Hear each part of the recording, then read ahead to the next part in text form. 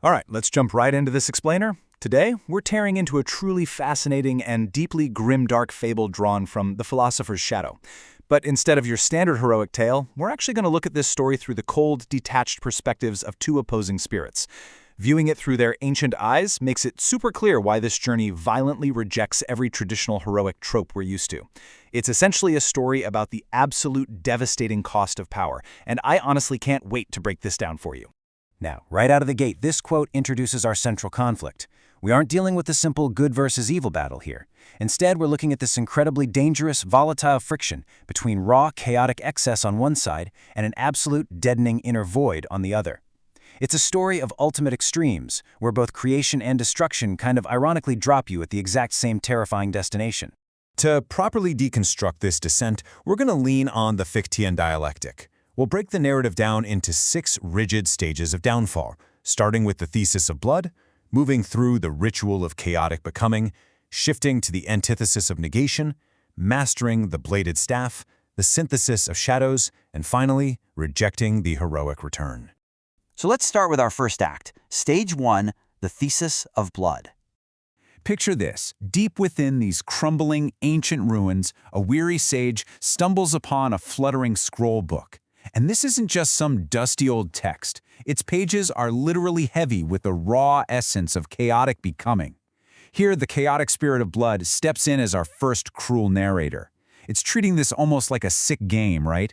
It eagerly watches from the shadows as this sage, totally burdened by his failing body, straight up refuses his natural death and reaches for this forbidden ancient power instead. Which brings us to Stage 2, the ritual of chaotic becoming. Finding the scroll is one thing, but actually harnessing that chaotic energy, that is a whole different beast. Okay, let's be super clear about this. This is not some serene divine blessing. It is a grueling, clinical, and honestly, a very bloody process. Step 1, the sage literally opens his own veins. Step 2, he trades the absolute last remnants of his fading life force, channeling it directly into the parchment. Step 3, through pure, unrelenting willpower, he binds a blood oath to the magic. And finally, Step 4, this terrifying exchange pulls the chaotic energy inward, completely rejuvenating his withered body. So, with his body restored by this chaotic excess, what does he do? He turns to his wizard cane. By fusing a gleaming, lethal blade right onto its tip, he creates something entirely new. And it's just such a brilliant, tragic irony here. The sage's desperate act of self-creation births a tool of pure destruction. This newly forged weapon now exists in the world, perfectly setting the stage for our next character's inescapable doom.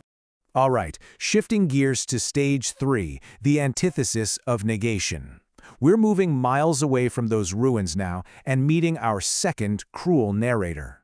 You can really feel the philosophical friction here. On one side, we have the sage's path, right? A chaotic parable of blood magic and life force excess. But on the flip side, we have the royal philosopher's path, a dark, deadening parable defined entirely by cold apathy and the absolute void. We're directly contrasting this frantic, desperate desire to live forever against a force that literally just wants to erase everything. Now, if you're diving into this lore, you absolutely have to understand the spirit of negation. This isn't your typical fiery, aggressive demon. It's characterized by a heavy, almost suffocating, deadening pull that actually vibrates from the bladed staff itself. Its cold apathy is specifically designed to force the wielder to confront the absolute void. I mean, it's a sensation meant to just completely snap a mortal's mind upon contact. That takes us right into Stage 4, mastering the bladed staff. So the royal philosopher finds his newly forged staff resting on a glowing altar in a damp underground cave. And the second he wraps his fingers around the grip, boom, the weapon's cold apathy violently rushes into his veins. But here is the crazy pivot in the story. Instead of just succumbing to that rush of nothingness and breaking, the philosopher refuses to yield. He channels his own advanced intellect to master the weapon, anchoring his mind against its dark gravity. This desperate resistance triggers a catastrophic mental clash.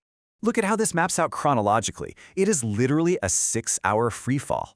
Hour 1, the sage refuses death in the ruins. Hour 2, the blood oath. Hour 3, the forging of the staff. Hour 4, the philosopher's descent underground.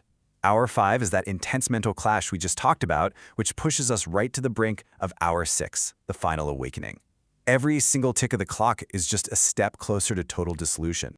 And that violently pushes us into stage 5, the synthesis of shadows. Okay, focus on this term for a second. Atavistic awakening. We aren't just talking about a scholar learning a fancy new spell here. This is a violent, instinctual resurgence. The philosopher's intellect fighting against the absolute void triggers this terrifying biological and spiritual mutation, sending ancient, primal energy violently rippling through his physical form. The source material's description of this fusion is it's absolutely terrifying. As that mental clash hits its peak, the cold magic of the staff literally detaches the philosopher's own shadow from the stone floor. It rises up, becoming this living, primordial silhouette. And then, with a massive surge of ancient energy, the shadow slams backward into his flesh, permanently fusing with his physical body to unlock a forgotten instinctual power. So there it is. The Fichtean synthesis is officially complete. The thesis of chaotic blood and the antithesis of the cold void have violently collided. The mortal man is essentially erased. He stands up in that cavern permanently transformed into a unified being of advanced intellect and pure primal darkness.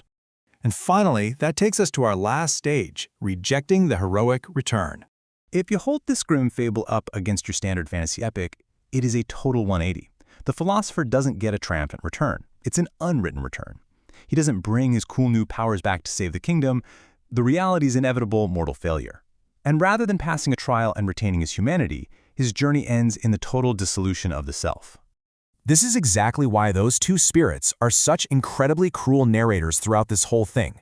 They just sat back and watched because they never had to intervene. They knew from the very beginning that granting a mortal the absolute willpower to harness chaos or the intellect to survive the void would only lead to one single outcome: the complete erasure of their humanity. The characters don't save the world, guys. They are permanently consumed by their inner void. So, I'm going to leave you with this to chew on. When we look at this insane, primal power the philosopher unlocked by literally fusing with his shadow, we have to ask ourselves, if mastering the ultimate weapon requires the permanent death of your own humanity, is this synthesis actually a victory, or is it simply the darkest form of surrender?